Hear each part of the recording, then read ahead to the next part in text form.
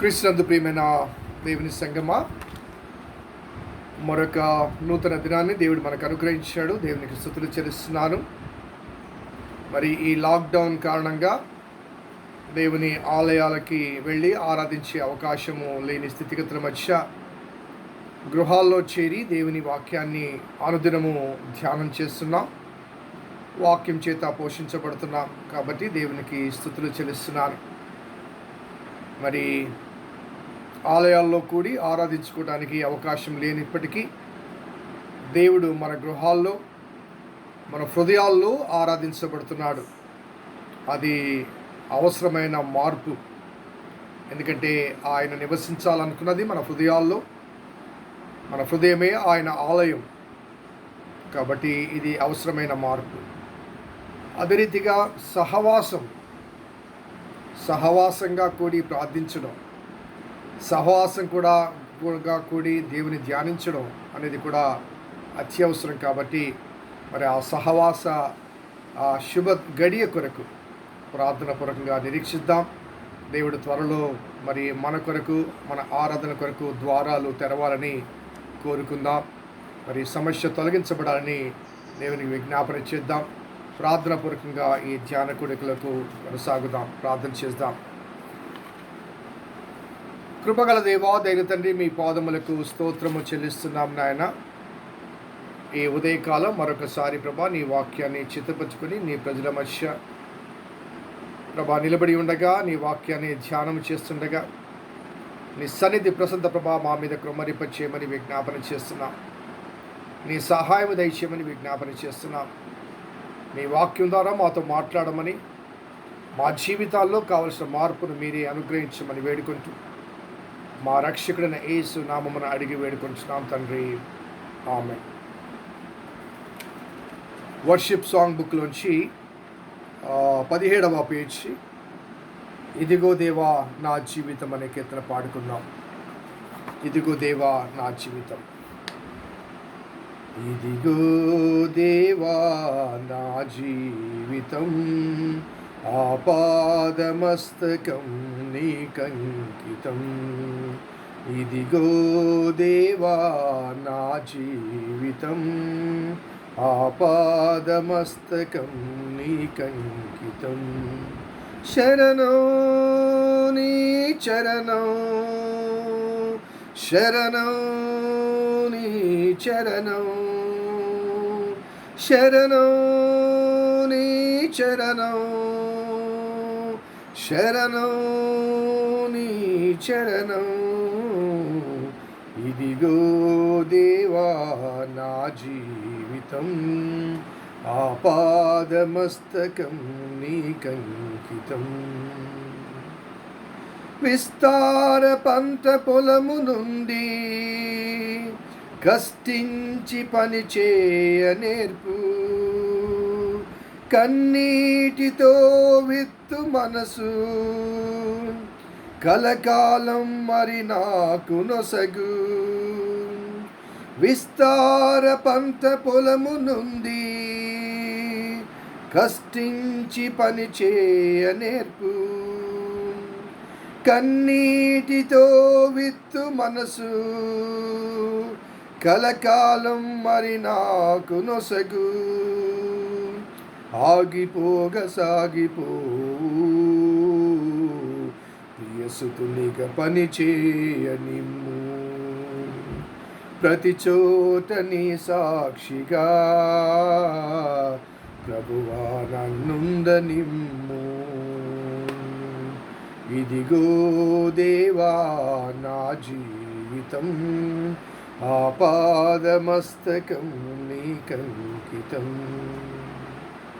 పలుమార్లు వైదొలగినాను పరలోక దర్శనము నుండి, విలువైన నీ దివ్య పిలుపుకు నీ తగినట్టు జీవించనైతి. పలుమార్లు వైదొలగినాను పరలోక దర్శనము నుండి, విలువైన నీ దివ్య పిలుపుకు తగినట్టు జీవించనైతి, అయినా నీ ప్రేమతో నన్ను దరి చేర్చినావు. అందుకే గైకొనుమో దేవా ఈ నా శేష జీవితం. ఇదిగో దేవా నా జీవితం, ఆపాదమస్తకం నీకంకితం. ఇదిగో దేవా నా జీవితం, ఆపాదమస్తకం నీకంకితం.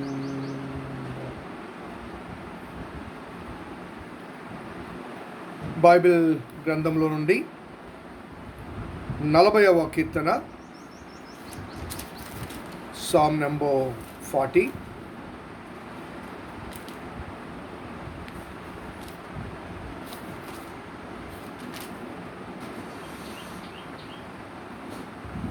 ఐదవ వచనాన్ని మరొకసారి చదువుకుందాం. 5వ వచనం. యెహోవా నా దేవా, నీవు మా ఎడల జరిగించిన ఆశ్చర్య క్రియలను, మా ఎడల నీకున్న తలంపులు బహు విస్తారములు. వాటిని వివరించి చెప్పేదని అనుకుంటున్నా, అవి లెక్కకు మించి అయినవి. నీకు సాటి అయిన వాడొకడును లేడు. 6వ వచనం కూడా చదువుకుందాం. బలులనైనను నైవేద్యములను నీవు కోరటలేదు, నీవు నాకు చెవులు నిర్మించి ఉన్నావు. దహన బలులనైనను పాప పరిహారార్థ బలులైనను నీవు తెమ్మనలేదు. క్రీస్తునందు ప్రేమైన దేవుని సంగమా, మరి శ్రేష్టమైన అవకాశాన్ని దేవుడు మనకు అనుగ్రహించాడు. దేవుని సన్నిధిలో ఆరాధించుటకు, దేవుని వాక్యాన్ని ధ్యానం చేయుటకు దేవుడు మనకు అనుగ్రహించిన తరుణాన్ని బట్టి దేవునికి స్తుతులు చెల్లిస్తున్నాను. మరి ఆదివారం నాడు అదే రీతిగా నిన్నటి దినము కూడా ఈ 71వ కీర్తనలోని కొన్ని అంశాలు మనము ధ్యానం చేశాం. మరి నిన్నటి దినము 71వ కీర్తనలోని కొన్ని మాటలు జ్ఞాపకం చేసుకుంటూ, నన్ను విడువకుము అంటూ, ఎందుకు విడిచిపెట్టొద్దు అనగా వృద్ధాప్యమందు నన్ను విడిచిపెట్టొద్దు, నా బలము నన్ను క్షీణించినప్పుడు నన్ను విడిచిపెట్టొద్దు అంటూ ఎందుకు విడిచిపెట్టొద్దు అంటే, వచ్చు తరానికి నీ బాహుబలమును గూర్చి, పుట్టబో వారందరికీ నీ శౌర్యమును గూర్చి నేను తెలియచెప్పినట్లు తల నెరసి వృద్ధుడనై ఉన్న వరకు నన్ను విడువకు. So strengthen me in the days of my old. నా ముసలితనమందు, నా వృద్ధాప్యమందు నాకు శక్తిని అనుగ్రహించు. ఎందుకంటే నా జీవిత సాక్ష్యాన్ని రాబోయే తరానికి నేను అందించాలి. నా జీవితంలో దేవుడు ఏమేమి చేశాడో అవన్నీ కూడా వచ్చు తరానికి నేను తెలియచేయాలి. నా దేవుని ద్వారా నేను పొందిన దీవెనల పరంపర పుట్టబో వారందరికీ నేను వినిపించాలి. కాబట్టి నన్ను విడిచిపెట్టొద్దు, నన్ను విడనాడకము, నాకు శక్తిని అనుగ్రహించమంటూ కీర్తనకారుడు కీర్తిస్తాడు. శరీర బలహీనతల బట్టి, అనారోగ్యతల బట్టి, రుగ్మతల బట్టి, మరి వృద్ధాప్యంలో సడలిన దేహ దారుఢ్యాన్ని బట్టి శక్తిని అనుగ్రహించమని బలహీనతను బట్టి విజ్ఞాపన చేయడం లేదు, కానీ బలవంతుడైన దేవుణ్ణి కొనియాడుటకు, కీర్తించుటకు, ప్రకటించుటకు నాకు శక్తిని అనుగ్రహించమని ప్రార్థించడం మనము గమనించవచ్చు. అలాగే 15వ వచనంలో కూడా గమనిస్తే, నీ నీతిని, నీ రక్షణను నా నోరు దినమల్లా వివరించును, అవి నాకు ఎన్న సఖ్యము కావు. ప్రభువైన యెహోవా యొక్క బలవత్కార్యములను బట్టి నేను వర్ణింప మొదలుపెట్టెదను. నీ నీతిని మాత్రమే నేను వర్ణించదు. నీ నీతిని మాత్రమే నేను వర్ణించను అనగా నా నీతిని గురించి, నా నీతి క్రియల గురించి, నా జీవితం గురించి, నా సాక్ష్యం గురించి కాదు. నా జీవితంలో నా దేవుడు ఏం చేశాడో దాన్ని మాత్రమే నేను వర్ణిస్తాను. నా జీవితంలో నేను కలిగి ఉన్న వాటికి కర్త అయిన నా దేవుని మాత్రమే నేను కీర్తిస్తాను అంటూ మరి ఆ కీర్తనలో మరి దేవుడు ఒక భక్తుడు ఒక విజ్ఞాపన చేస్తాడు. మరి దానికి కొంత దగ్గరగా పోలికగా ఉన్న ఈ 40వ కీర్తన కూడా మనం గమనిస్తే, యెహోవా కొరకు నేను సహనముతో కనిపెట్టుకుంటుని, ఆయన నాకు చెవియొగ్గి నాకు నా మొర ఆలకించెను.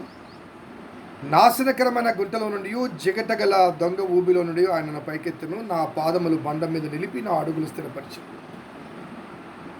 So in my previous experiences, నా జీవితంలో ఏమి జరిగిందంటే, నాశనకరమగు జిగటగల దొంగ ఊబిలో నేను ఉన్నాను. ఆదాము మొదలుకొని ప్రతి మానవుడు కూడా ఆ జిగటగల దొంగ ఊబిలో కూరుకొని ఉన్నాడు.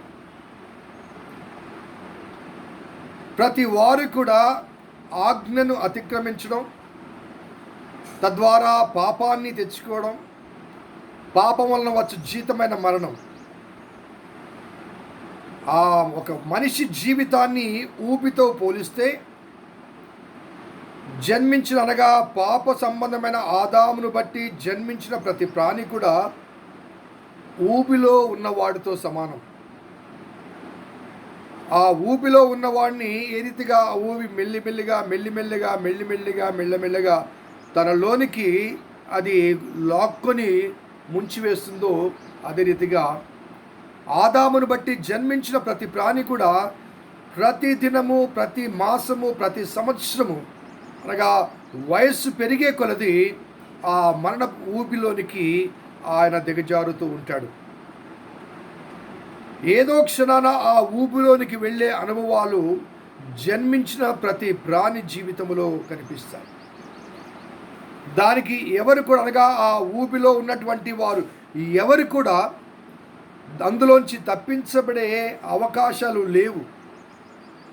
ఎందుకంటే ఊబిలోంచి బయటికి రావటానికి మరి తన్ను తాను రక్షించుకోలేడు సరికదా, తనతో పాటు ఆ ఊబిలో మరొకరుంటే వారిని కూడా రక్షించలేడు. ఒకవేళ ఏ ప్రయత్నం చేసినప్పటికీ ఇద్దరు కలిసి ఇంకా వేగముగా ఊబిలోనికి కూరుకొని పోతారు. ఈనాటి తరానికి బహుశా ఊబి అంటే తెలియకపోవచ్చు, కానీ మన తరానికి, మన ముందున్న తరానికి, పెద్దవారికి తెలుసు. అది ఒక బురద గుంట కనిపిస్తుంది. అది ఆ బురద గుంటలో ఒక బురదేగా దాన్ని కాలు వేస్తారు, కానీ అది కేవలం బురద కాదు. దానికి అడుగు ఉండదు, అనగా నేల ఉండదు, ఒట్టి బురదే ఉంటుంది. నువ్వు ఎంత లోపలికి వెళ్ళినా కానీ ఆ బురదలో కూరుకొని పోతూనే ఉంటావు. నీటి ప్రవాహంలో మునిగినా కనీసం దేహమన్నా తేలుతుంది, కానీ ఊబి అలా కాదు. తిరిగి నీ దేహం కూడా బయటికి వచ్చే అవకాశం. సో ఈ కీర్తనకారుడు అంటాడు, నాశనకరమైన గుంటలో నుండి, జిగటగల దొంగ ఊబిలో నుండి ఆయన నన్ను పైకెత్తాను. ఎవరు? నా రక్షకుడు, నా విమోచకుడు. ఆదాము ద్వారా సంక్రమించిన పాపపు వారసత్వంలో ఉన్న ఈ మానవ జాతి ఊబిలో కూరుకొని పోతుండగా, ఆదాముకు సంబంధం లేని ఆ దైవ మానవ కుమారుడు ఈ లోకంలో జన్మించి, పరిశుద్ధాత్మ సహవాసం చేత, సంబంధం చేత కన్య గర్భమున జన్మించి, ఈ భౌతిక ధర్మానికి అతీతమైన జన్మించి, ఎటువంటి పాప మరణమనే అనుభవం లేని వ్యక్తిగా జన్మించి జీవించి, ఆయన మనల్ని ఆ జిగటగల నాశనకరమైన దొంగ ఊబిలోంచి పైకి లేవనెత్తాడు. ఆ పైకి లేవనెత్తి ఆ ఊబిలోంచి ఎక్కడ నిలబెట్టాడంటే, నా పాదములు బండ మీద నిలబెట్టి నా అడుగులు స్థిరపరిచెను. నా పాదములు బండ మీద నిలిపి నా అడుగులు స్థిరపరిచెను. ఊబిలోంచి పైకి లేపి తిరిగి మరలా ఊబిలో ప్రవేశించే రీతిగా మనల్ని ఉంచలేదు, కానీ బండ మీద, స్థిరమైన బండ మీద. అందుకే మత్తయి 16:16 పేతురుతో మాట్లాడుతూ, పేతురు పేతురువు నీ బండ మీద నా సంఘాన్ని కడతానన్నాడు. బురదలో కాదు, ఊబిలో కాదు, నీటి మడుగులో కాదు, బండ మీద. సో బండ మీద నా అడుగులు స్థిరపరిచాను కాబట్టి తనకు స్తోత్ర రూపమగు క్రొత్త గీతమును దేవుడు నా నోట ఉంచాడు. సో నిన్న దినము ధ్యానం చేసిన 71వ కీర్తనలో వచ్చు తరానికి నీ కీర్తిని, నీ మహిమను, నీ ప్రభావాన్ని తెలియచేయాలి అంటే ఒక క్రొత్త కీర్తన, new experience, personal experience, not a general or universal experience కాదు. పర్సనల్ ఎక్స్పీరియన్స్, వ్యక్తిగత సంబంధం అవసరం, వ్యక్తిగత అనుభవం అవసరం. రక్షణ లేకపోతే సాల్వేషన్ అనేది వారసత్వం కాదు, వ్యక్తిగతం. ఆ ఊబిలోంచి నా తండ్రి, నా తల్లి, నా తాత, నా ముత్తాత లేపబడ్డారు. కానీ నేను ఊబిలో ఉన్నాను. నేను రక్షించబడాలంటే నేను కూడా ఊబిలోంచి లేపబడాలి. So salvation purely personal, not a hereditary. ఆస్తిని ఐశ్వర్యాలు పంచుకున్నట్లుగా రక్షణ పంచుకోలేము. ఆత్మదేవుణ్ణి మనకు అనుగ్రహిస్తాడు. ఆ ఆత్మదేవుని స్వాధీనంలోనికి నీవు నేను వచ్చి ఆ ఆత్మదేవుని సహాయముతో, సహకారముతో వ్యక్తిగత రక్షణ అనుభవంలోనికి నీవు నేను రావాలి. Personal experience, that is more important. అందుకే క్రొత్త కీర్తన నా నోట ఉంచాడు. బైబిల్ గ్రంథంలో అనేకమైన అద్భుతాలు ఉన్నాయి. గత కాలంలో, మన పితరుల కాలంలో అనేక అద్భుతాలు జరిగాయి. మన జీవితాల్లో కూడా అనేక అద్భుతాలు జరిగాయి. కాబట్టి నా జీవితంలో జరిగిన ఒక అద్భుత సాక్ష్యము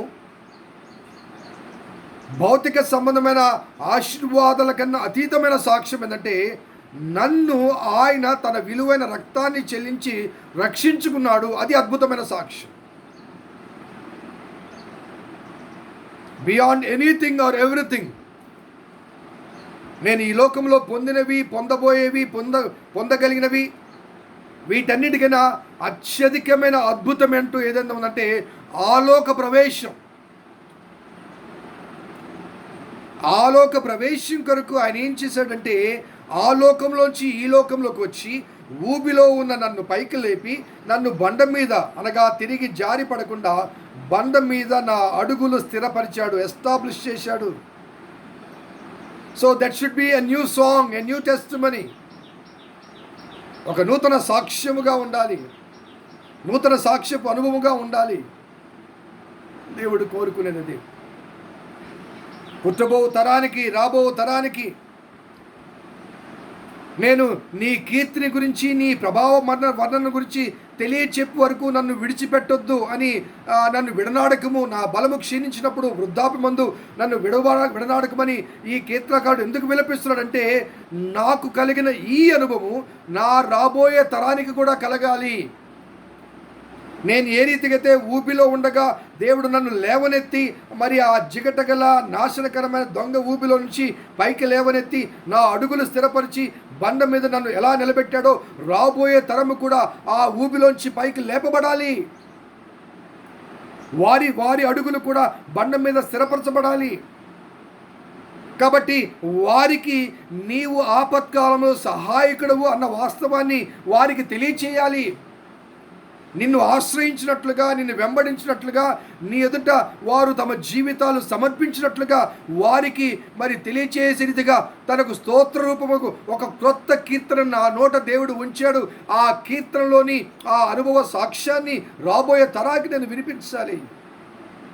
ప్రభువా, వృద్ధాప్యమందు నన్ను విడిచిపెట్టొద్దు, నా బలము క్షీణించినప్పుడు నన్ను విడిచిపెట్టొద్దు. ఎందుకంటే I need to proclaim the truth, the testimony of what I had from you to the generation to come. రాబోయే తరానికి చెప్పాలి ప్రభువా, నాకు శక్తిని అనుగ్రహించు. కాబట్టి నేను యెహోవా కొరకు సహనముతో కనిపెట్టుకొని ఉంటుంది. ఎందుకంటే నన్ను ఆ ఊపిలోంచి లేపగలిగిన వాడు, పైకి తీసుకుని రాగలిగిన వాడు ఆయనే. కాబట్టి ఆయన ఎదుట నేను సహనముతో కనిపెట్టుకొని ఉంటిని. దేవుడు నాకు సహాయం చేశాడు. సో రాబోయే తరము నా బిడ్డలు కానీ బిడ్డల బిడ్డలు కానీ దేవుని ఎదుట మరి సహనముతో ఎదురు చూడాలి, నిరీక్షించాలి, సహాయం పొందేంత వరకు. వారు దేవుని శక్తిని రుచి చూచేంత వరకు, దేవుని చేత ఆశీర్వదించబడేంత వరకు, దేవుని చేత దీవించబడేంత వరకు, దేవుని ఆశీర్వాదంలో అత్యధికమైన దీవెన, ఆ పరలోక మహిమ వారు పొందేంత వరకు వారు కూడా సహనముతో కనిపెట్టుకొని ఉండాలంటే నా సాక్ష్యమే వారికి ఆధారం కావాలి. ఎందుకంటే నాశనకరమైన జిగటగల దొంగ ఊబిలోంచి నన్ను పైకి లేపి నా అడుగులు జారి పడకుండా మరి ఆయన బండం మీద నన్ను నిలబెట్టాడు. ఇది నా సాక్ష్యము. ఆ సాక్ష్యమే ఒక క్రొత్త కీర్తనగా నేను రాబోయే తరానికి వినిపించాలి. ఆ తరము కూడా ఆ ప్రభువును ఆశ్రయించాలి. వారు కూడా ఊబిలోంచి లేపబడాలి. వారి అడుగులు కూడా బండ మీద స్థిరపరచబడాలి. దేవుని వాక్యం ఒక గొప్ప సాక్ష్యం. మన నుంచి వెడలిపోతున్న తరాలు వారి యొక్క ప్రార్థన అనుభవాలు ఇవి, వారి యొక్క ఆశ ఇది, వారి యొక్క ఆలోచన ఇది. వారి గురించి కానీ వారు సంపాదించే వాటి గురించి కానీ లేకపోతే వారి మరణం గురించి కానీ వారికి చింత లేదు. కానీ వారు విడిచిపెట్టే వారి సంతానం గురించి, వారి యొక్క రక్షణ గురించి వెళుతున్న తరం వారు ఎంతగానో విలపిస్తుంటారు, దుఃఖపడుతుంటారు, ప్రార్థిస్తుంటారు. ఆ వాస్తవాన్ని నేటి సజీవంగా ఉన్న తరము గమనించాలి. ప్రియమైన కుమారులారా, కుమార్తెలారా గమనించండి. నీవు నేను నిలిచున్న ఈ పునాది, ఈనాటి స్టేటస్ ఏదైతే నువ్వు చెప్పుకుంటున్నావో, నీ క్వాలిఫికేషన్స్ కావచ్చు, నీ క్యాలిబర్ కావచ్చు, లేకపోతే నీ స్టేటస్ కావచ్చు, నీ ఉద్యోగం కావచ్చు, నీ జీతం కావచ్చు, నీ ఆదాయం కావచ్చు, నీ జీవితం కావచ్చు, అది నీ తల్లి నీ తండ్రి నీకు ఇచ్చిన బహుమతి. నిస్వార్థంగా, ఎటువంటి స్వార్థాపేక్ష లేకుండా నీ కొరకు వ్యయపరిచిన వారి దేహాన్ని చూడండి. నీ కొరకు ఖర్చు పెట్టిన ఆ కష్టార్జితాన్ని చూడండి. అవేమీ లేకుండా నీకు నీవుగా నీ వ్యక్తిగత సామర్థ్యాల చేత, శక్తి చేత, జ్ఞాన వివేకాల చేత ఈనాడు నీది అని భావించుకున్న నీ స్థితిలో నీవు ఉన్నావా? ఒక్కసారి ఆలోచించాలి. వారి పట్ల వివక్ష నీవు చూపావంటే నీవు నిలుచున్న పునాదులను నీవే తొలగింప చేస్తున్నావు.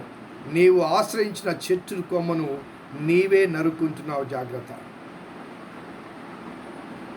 ఎందుకంటే వారి ఆశ కానీ ఆలోచన కానీ నిస్వార్థమైనది మాత్రమే కాకుండా నీ భవిష్యత్తు గురించి, నీ ఆధ్యాత్మిక ఎదుగుదల గురించి, వారు ఏ రీతిగా దేవుని చేత దీవించబడ్డారో ఆ దీవెనల పరంపర నీ జీవితంలో కొనసాగాలని నీవు కూడా వారి వలె ఆ జిగటగల దొంగ ఊపిలోంచి లేపబడి మరి ఆ బండ మీద స్థిరపరచబడాలని, తద్వారా నీవు నీ సంతానం తర్వాత ఆ సంతానము ఆ రీతిగా దేవుని కృపలో, దేవుని నీడలో, దేవుని కాపుదలలో, దేవుని భద్రతలో కొనసాగుతూ ఆ నిత్యమైన ఆ పరలోక రాజ్యములో, పరలోక మహిమలో సదాకాలము అందరము కలిసి జీవించాలన్న ఆశ, సంకల్పము మన నుంచి వెళ్ళిపోతున్న తరానిది.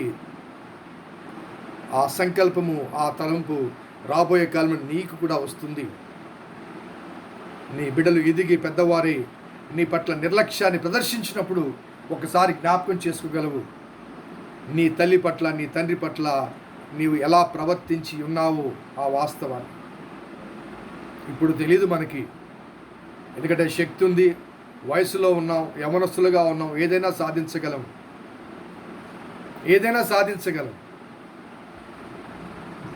అకస్మాత్తుగా ఏదైనా జరిగితే నీ కొరకు కన్నీళ్ళు విడిచేది నీ తల్లి, నీ తండ్రి. నీ కొరకు ఎంతైనా ఖర్చు పెట్టడానికి వెనుక తీయనిది నీ తల్లి, నీ తండ్రి.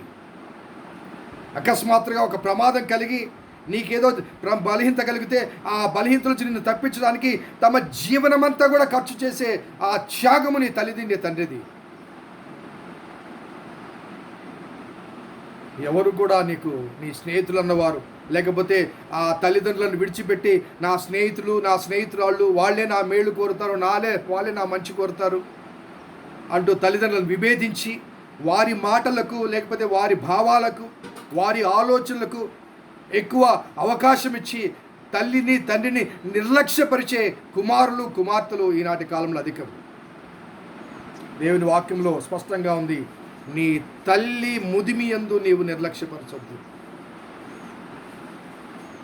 సో నీ తల్లి నీ తండ్రి అనగా ఈ వృద్ధుల యొక్క ప్రార్థనలు ఎలా ఉంటాయంటే, ప్రభు ఆ జిగటగల దొంగ ఊపిలోంచి నన్ను పైకి లేవనెత్తావు నాయన, బండం మీద స్థిరపరిచావు నాయన, నీకు స్తోత్రము, కొత్త కీర్తన అనగా కొత్త సాక్ష్యం నాకు ఇచ్చావు ప్రభా, ఆ సాక్ష్యము రాబోయే తరానికి వినిపించాలి. నాకు శక్తి నువ్వు ప్రభా, నాకు ఆయుష్ నువ్వు ప్రభా, నాకు ఆరోగ్యం ఈ ప్రభా, నా వలె నా కుమారుడు నా కుమార్తె కూడా ఆధ్యాత్మికంగా బలపరచబడాలి, స్థిరపరచబడాలి, నడిపించబడాలి, నిలవబడాలి. ఏ బ్యూటిఫుల్ సాంగ్ 41వ కీర్తనలోని ఆ మాటలు గమనిస్తే, అనేకులు అనగా ఎందుకు ఆ కీర్తన అంటే, అనేకులు దాన్ని చూచి భయభక్తులు కలిగి యెహోవా యందు నమ్మిక ఉంచెదరు. అనేకులు అనగా నేను, నా కుటుంబీకులు, నా రక్త సంబంధికులు, నా చుట్టూ ఉన్నవారు, అనేకులు నా జీవితంలో కలిగిన ఈ సాక్ష్యాన్ని క్రొత్త కీర్తనగా నేను పాడుతుండగా ఆ కీర్తనలోని నా సాక్ష్యాన్ని గమనించి అనేకులు నీ యందు యెహోవా యందు భయభక్తులు కలిగి ఉంటారు. ఆంధ్ర క్రైస్తవ కీర్తనలు అద్భుతమైన పాటలు. అవి కేవలం పాటలు కాదు, చాలామంది జీవిత అనుభవాలు. అలాగే బైబిల్లో వ్రాయబడినటువంటి 150 కీర్తనలో ప్రతి కీర్తన వెనుక ఒక నిర్దిష్టమైన అనుభవం, ఒక సాక్ష్యం. ఆయా భక్తులు తమ జీవితాల్లో దేవుడు ఏ రీతిగా మేలు చేశాడో ఆ మేళ్ళన్నీ ఒక సాక్ష్యంగా వినిపించారు. అద్భుతమైన సాక్ష్యాలు. ఆ సాక్ష్యాలే కీర్తనగా వినిపించబడ్డాయి. కాబట్టి ఆ కీర్తనలోని సారాంశాన్ని ఒక మాటలో చెప్తూ, యెహోవా నా దేవా, నీవు మా ఎడల జరిగించిన ఆశ్చర్యక్రియలను చూడుము, మా ఎడల నీకున్న తలంపులు బహు విస్తారములు, వాటిని వివరించి చెప్పేదని అనుకుంటున్నా, అవి లెక్కకు మించి ఉన్నవి, నీకు సాటి అయిన వాడెవడనూ లేడు.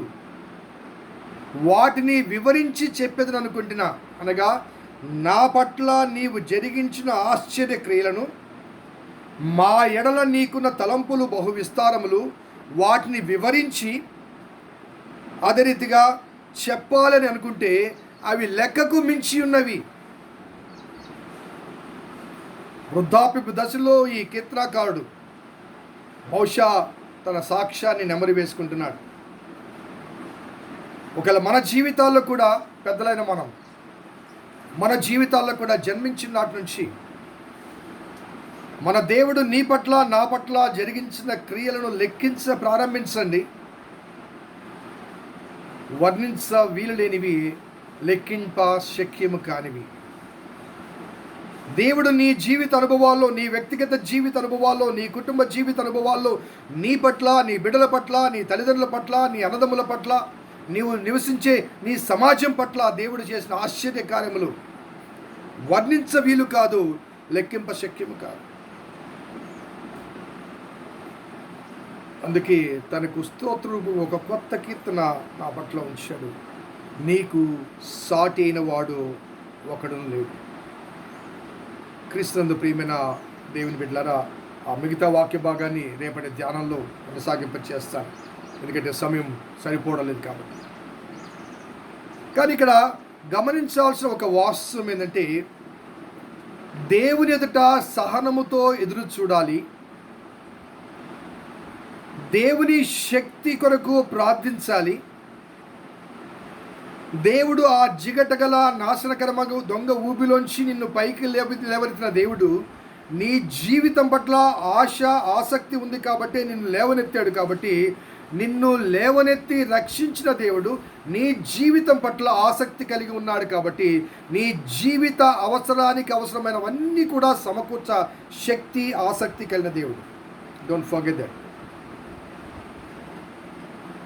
నిన్ను ఆ పరలోక మహిమలో జీవింప చేయటానికి, ఆరితో కూడా పరలోకమందు మరి ఆ సమాన భాగ్యాన్ని, సదాకాలం నివసించే ఆ జీవిత భాగ్యాన్ని పొందడానికి ఆ ఊపిలోంచి లేవనెత్తిన దేవుడు ఈ స్వల్పకాల జీవితానికి అవసరమైన మరి అవసరతలు దేవుడు తీర్చడా, కొరతలు తీర్చడా, కోరికలు నెరవేర్చడా. ఎప్పుడైతే ఆ మరణపు ఊపిలో నుంచి నీవు నేను పైకి లేవనెత్తబడ్డామో అప్పుడే ఆ క్షణమందే ఆయన బాధ్యతలో, ఆయన భద్రతలో మనం ఉన్నాం. Don't forget. ఆయన జ్ఞాపకం చేసుకున్నాడు కాబట్టే ఊబిలోంచి పైకి వచ్చామండి. 8వ కీర్తన మనకు తెలుసు కదా. యెహోవా మా ప్రభువా, ఆకాశంలో నీ మహిమను వివరించువాడా, భూమి ఎందురా నీ నామము ఎంత ప్రభావము కలదంటూ, నీవు కలగచేసిన చంద్ర నక్షత్రములను చూడగా నీవు నరపుత్రుని దర్శించుటకు వాడేపాటి వాడు, నీవు మనుషుని జ్ఞాపకము చేసుకున్నటకు వాడేపాటి వాడు. సో దేవుని జ్ఞాపకములో నేను లేకపోతే, నన్ను దర్శించుటకు నా దేవుడు రాకపోతే నా జీవితం ఊబిలోనే ముగిసిపోతుంది. నేను మరలా చెప్తున్నాను, నా సృష్టికర్త నా దేవుడు నన్ను జ్ఞాపకం చేసుకుని, నా రక్షకుడును నా దేవుడు నన్ను రక్షింప ఈ లోకానికి రాకపోతే, నన్ను దర్శింప రాకపోతే నా జీవితము ఊబిలోనే ముగిసిపోతుంది. ఆయన జ్ఞాపకంలో నేనున్నాను కాబట్టి, ఆయన నన్ను దర్శించ వచ్చాడు కాబట్టి ఆ ఊబిలో నుంచి నేను లేవనెత్తబడి బండ మీద స్థిరపరచబడ్డాను. ఆ వాస్తవాన్ని మనం మర్చిపోదు. ఊబిలో ఉండగా నీవు కేకలు వేయగా అప్పుడు వచ్చి కాదు. ఆదాము కాలం నుండి మానవ జాతి అంతా మరణమనే ఊబిలోనే ఉంది. మనం ప్రార్థించిన వెంబడి ఆ తర్వాత ఆయన రక్షణ కార్యం జరిగించడం కాదు, రక్షణ కార్యం జరిగించి అందులో విశ్వసించిన విశ్వాసులకుగా మనల్ని లేవనెత్తాలని ఆయన ఆశ, అభిలాష. So you need to wait.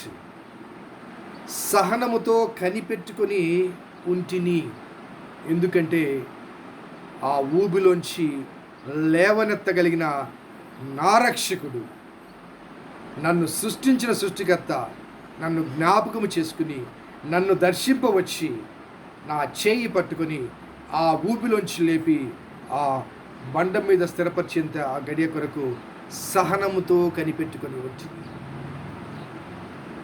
I was waiting in the presence of God very patiently. ఓపికతో, సహనముతో ఎదురు చూస్తున్నాను, కనిపెట్టుకుని ఉన్నాను. సో మన వ్యక్తిగత జీవితాల్లో దేవుని ప్రజగా కొనసాగుతున్న నీ జీవితంలో, నా జీవితంలో ఒక గొప్ప ఆశ్చర్యకార్యమైన అద్భుతము, ఆశీర్వాదము ఏదైనా ఉందంటే అది వర్ణించ సఖ్యము కానీ మానవ శక్తికి మరి అతీతమైన ఒక అనుభవం ఏంటంటే ఆయనతో కలిసి సదాకాలము నిత్యత్వంలో జీవించడం.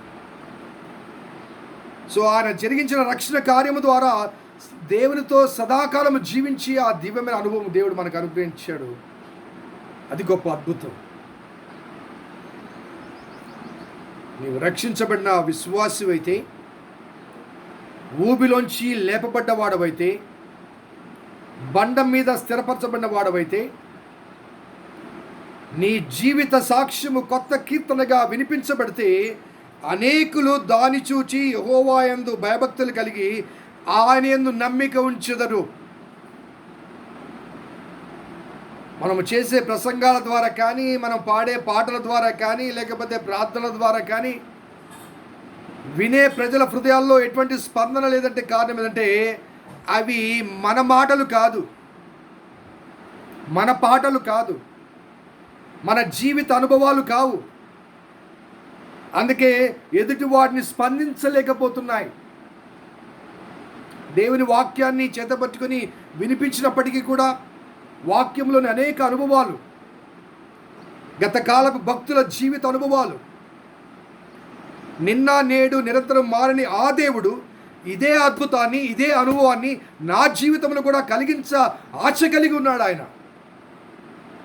వారిని రక్షించి బండ మీద నిలబెట్టిన ఆ దేవుడు నన్ను కూడా రక్షించి, నన్ను కూడా బండ మీద నిలబెట్టడానికి ఆయన ఆశ కలిగి ఉన్నాడు. నన్ను జ్ఞాపకం చేసుకుని నన్ను దర్శించవచ్చాడు. సో నీ జీవిత అనుభవాల్లో ఎదుటివాడి హృదయాన్ని స్పందింప చేయాలంటే ప్రాముఖ్యంగా దేవుని వాక్యములో పొందుపరచబడిన భక్తుల జీవిత అనుభవాలు పునాదులైతే, ఆ పునాదుల మీద నా సాక్ష్యాలు భవనాలుగా నిర్మించబడాలి. ఆ భవనాల్లో అనేకులు దేవుని యందు విశ్వసించి భయభక్తులు కలిగి నమ్మిక ఉంచుతారు. మరలా చెప్తున్నాను, దేవుని వాక్యములో పొందుపరచబడిన అనేక మంది భక్తుల జీవిత అనుభవాలు, జీవిత సాక్ష్యాలు, అవి వారి సాక్ష్యాలుగా మనం ధ్యానం చేయకుండా ఆ సాక్ష్యాలు, అటువంటి సాక్ష్యాలు నా జీవితంలో కూడా కలిగి ఉన్నావని ఆ రక్షణ ఆనందాన్ని నేను కలిగి ఉండి ఆ ఆనందాన్ని నేను ప్రచురం చేస్తే,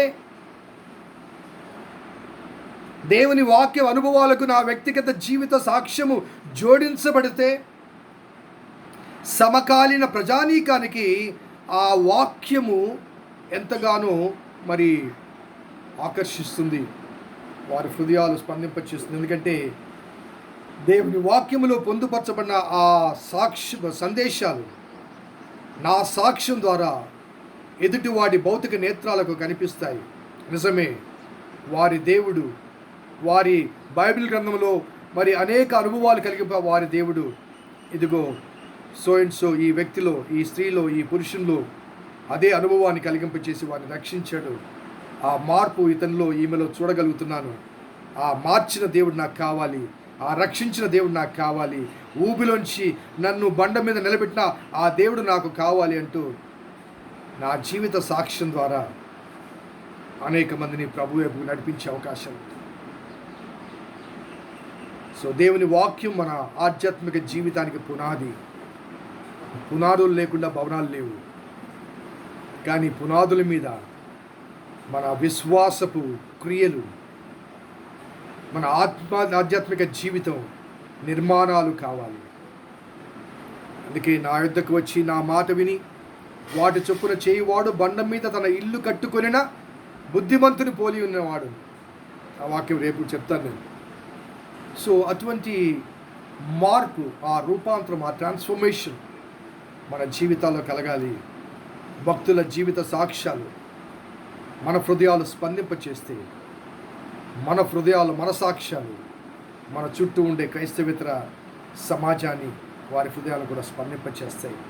అటువంటి సాక్ష్యపు జీవితాలు మనలో సదాకాలం నిలిచి ఉండాలని కోరుకుంటూ ఈ అనుభవ సాక్ష్యాన్ని, ఈ కీర్తనలోని భక్తుని సాక్ష్యాన్ని నేను మీ ముందుకు తీసుకుని వచ్చాను. ప్రార్థన చేస్తాను.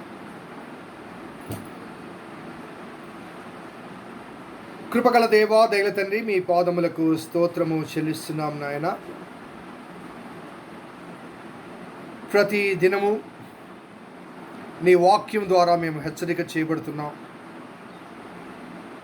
నీ వాక్య ధ్యానము ద్వారా ప్రభా మా ఆధ్యాత్మిక జీవితాన్ని పెంపొందింప చేసుకోగలుగుతున్నాం. ఈ లాక్డౌన్ పీరియడ్, ఈ కరోనా వైరస్ మహమ్మారి మరి భౌతిక జీవితాన్ని చిన్నాభిన్నము చేస్తుండగా, ఈ లోకాన్ని సర్వనాశనము చేస్తుండగా, ఈ లాక్డౌన్ పీరియడ్లో మాకు కలిగిన ఈ ఆధ్యాత్మిక అనుభవాల బట్టి, ఎదుగుదల బట్టి ఏనాటికైనా విడిచిపెట్టే ఈ లోకానికి అతీతమైన రీతిగా సదాకాలం నివసించే ఆ లోక ప్రవేశానికి మమ్మల్ని సిద్ధం చేస్తుంది.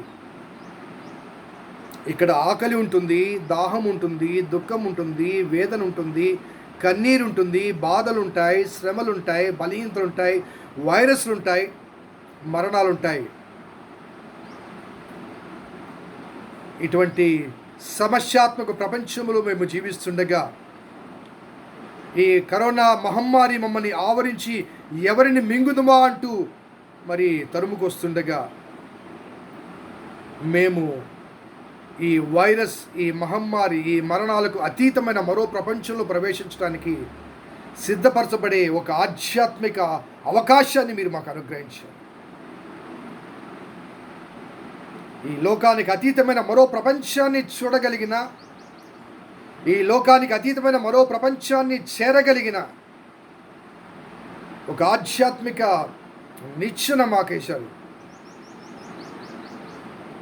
అందులో ప్రవేశించడానికి నీ భక్తుల అనుభవ సాక్ష్యాలు మా హృదయాలు స్పందింప చేయాలని, తద్వారా మా జీవిత సాక్ష్యాల ద్వారా వచ్చు తరము, రాబోయే తరము, పుట్టబోవారు, మా చుట్టూ ఉన్న సమాజము నిన్ను ఎరుగునట్లుగా మీ కృప దయచేయమని వేడుకుంటున్నాను. ఈ వాక్యం ద్వారా మా అందరితో మాట్లాడిన దేవా మీకు స్తుతులు చెల్లిస్తూ సమస్త ఘనత, మహిమ, ప్రభావం మీకే ఆరోపిస్తున్నాం. మా సంఘం గురించి ప్రార్థన చేస్తున్నాం నాయన. సంఘంలోని ప్రతి వ్యక్తి గురించి ప్రార్థన చేస్తున్నాం ప్రభా. ఎవరికి ఏ సమస్య ఉన్నా, ఏ కష్టం ఉన్నా, ఏ బాధ ఉన్నా, ఏ బలహీనత ఉన్నా దూరపరచమని విజ్ఞాపన చేస్తాం. ఎందుకంటే నీ పేరు పెట్టబడిన ప్రజలు కనుక, నీ చేతిలో చెక్కబడి ఉన్నారు కనుక, మా భద్రత, మా బాధ్యత నీది కనుక ప్రార్థన చేస్తూ మా ప్రియుల గురించి విజ్ఞాపన చేస్తున్నాం. నిన్న దిన ప్రభా సహోదరి రూతమ్మ గారు ప్రభా తనకు ఆ స్టోన్స్ ఉన్నాయని, ఆపరేషన్ జరిగించబడాలని హాస్పిటల్లో చేరారు ప్రభా. ఆ సోదరి గురించి ప్రార్థన చేస్తున్నాం. ఆ స్టోన్స్ ప్రభా ఎలా తొలగించాలో అది మీరు నిర్ణయించి, ఆ స్టోన్స్ ద్వారా కలిగే ఆ భయంకరమైన నొప్పిని తట్టుకోవడానికి నీ కుమార్తెకు కావాల్సిన ధైర్యాన్ని అనుగ్రహించండి త్వరగా ప్రభా. మరి ఆ స్టోన్స్ తొలగించబట్టకు మీరు సహాయం తెచ్చండి. చంద్రపాల్ గారు కూడా చాలా బాధపడుతున్నాను ఆయన. ప్రతిరోజు పాస్టర్ గారు నేను నరకం అనుభవిస్తున్నాను అనే మాటలు తన నోటి నుండి వచ్చి, అంత బాధ, అంత పెయిన్. ట్రీట్మెంట్ లేదు, వైద్యులు లేరు.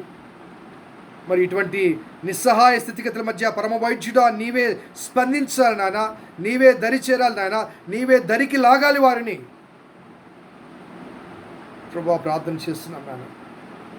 వారి పట్ల మీ కృపను కృంభరింపచేసి కాల్సిన శక్తిని, ఆరోగ్యాన్ని అనుగ్రహించు ప్రభా. ఆ బాధలోంచి, ఆ బలహీనత నుంచి పరిపూర్ణంగా విడిపించబట్టకు మీ కృప దయచేయని జ్ఞాపన చేస్తాం. యశ్వంత్ విషయంలో మీరు చేసిన అద్భుతాన్ని బట్టి మీకు స్తుతులు చెల్లిస్తున్నాం. ఆ బిడ్డ ప్రభా సంపూర్ణంగా కోలుకోవాలి, సజీవ సాక్ష్యాన్ని వినిపించాలి ప్రభా. స్తుతులు చెల్లిస్తున్నాం.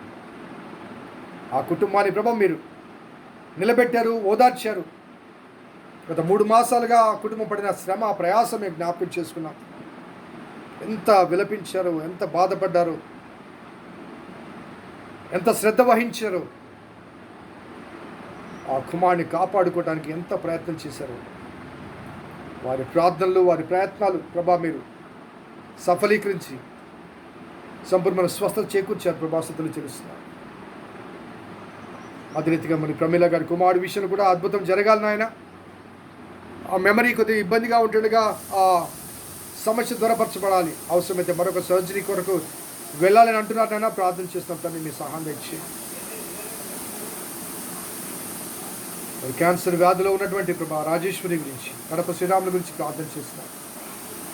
మీరే ముట్టండి, స్వస్థపరచండి, ఆరోగ్యం దయచేయండి. నతల గారికి ఉన్న సమస్య విషయం ప్రార్థన చేస్తూ వారికి కూడా స్వస్థ చేకూర్చున్న ఆరోగ్యం దయచేయండి. ఇంకా ఎవరెవరికి ఏ సమస్య ఉన్నా, ఏ బాధ ఉన్నా, ఏ బలహీనత సమస్య దూరపరచమని విజ్ఞాపన చేస్తున్నాం. మా వృద్ధుల గురించి ప్రార్థన చేస్తున్నాం నాన్న. వారి సాక్ష్యాలు, వారి ప్రార్థనలు మా జీవితాలకు ప్రభా పునాదులు ఆయన. ప్రార్థన చేస్తున్నాం ప్రభా. వారి పట్ల మీ కృపను కృమరింపచేయండి ఆయన. వసంతమ్మ గారి గురించి, దేవరమ్మ గారి గురించి, రెవరెండ్ కేబి జయకుమార్ గారి గురించి, రూబెన్ గారి గురించి, మిత్ర గారి గురించి ప్రార్థన చేస్తున్నాం. విజయశ్రాయ గారి గురించి ప్రార్థన చేస్తున్నప్పుడు దాదాపు 80 సంవత్సరాల వయసులో వారు ఉన్నారు. వారందరూ బట్టి ప్రార్థన చేస్తూ మీ శక్తిని, మీ ఆరోగ్యాన్ని, మీ బలాన్ని అనుగ్రహించండి. అదే రీతిగా సరోజనమ్మ గారి గురించి, పంకజమ్మ గారి గురించి, ప్రభుదాస్ గారి గురించి, దేవానందం గారి గురించి, జయలక్ష్మిబాయి గురించి ప్రార్థన చేస్తున్నాను. కృప సహాయం చేయండి. పెద్ద వయసులో ఉన్నారు. మీ కృప, మీ ఆరోగ్యం వారికి కనిపించండి. వయసు రీత్యా కలిగే బలహీనత నుంచి కాల్సి విడుదల దయచేయమని జ్ఞాపన చేస్తున్నాం. మరియమ్మ గారి గురించి, మేరమ్మ గారి గురించి, పెద్ద సుందరం గారి గురించి, పౌలయ్య గారి గురించి, ఈవి రెమ్మరయ్య గారి గురించి, వెంకటయ్య గారి గురించి ప్రార్థన చేస్తున్నాను. సుధాదేవి గారి గురించి ప్రార్థన చేస్తున్నాం. ప్రభా సహాయం చేయండి. మా వృద్ధులకు ప్రభా మీరు తోడుగా ఉండమని విజ్ఞాపన చేస్తున్నాం. ప్రభా నాయన మరి విజయశేఖర్ గారి తల్లి గారు, మరి రవికుమార్ యొక్క తల్లి, అదే రీతిగా సులోచన యొక్క తల్లిదండ్రులు, శరత్ గారి తల్లి, ఇంకా వృద్ధాప్య దశలో ఎవరెవరు ఉన్నారో వారందరిని బట్టి ప్రార్థన చేసిన తండ్రి.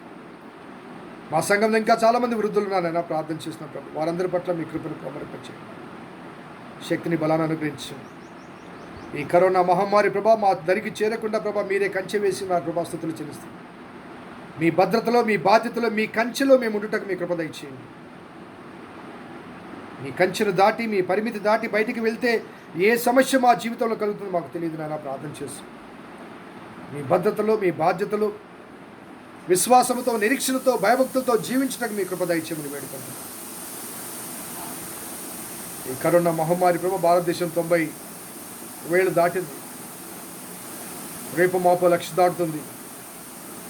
మహారాష్ట్ర భయంకరంగా ఉంది ప్రభా. ప్రార్థన చేస్తున్నాం నాయన. గుజరాత్, మహారాష్ట్ర, తమిళనాడు, ఉత్తరప్రదేశ్, రాజస్థాన్, అలాగే తెలుగు రాష్ట్రాలు, భారతదేశం అంతా కూడా ప్రభా ఆర్థిక వ్యవస్థ చిన్నాభిన్నమైపోయింది.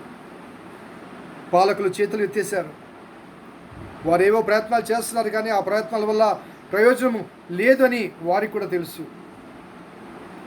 వలస కార్మికులు నాన్న మరి రోడ్ల వెంబడి నడుస్తున్నారు. చిన్న బిడ్డలు ప్రభా, చిన్న బిడ్డలు నాన్న, కాళ్ళకు చెప్పులు కూడా లేక ఎండలో తీవ్రత బట్టి కాలుతుంటే పరిగెడుతున్న పిల్లలు చూశాను నేను.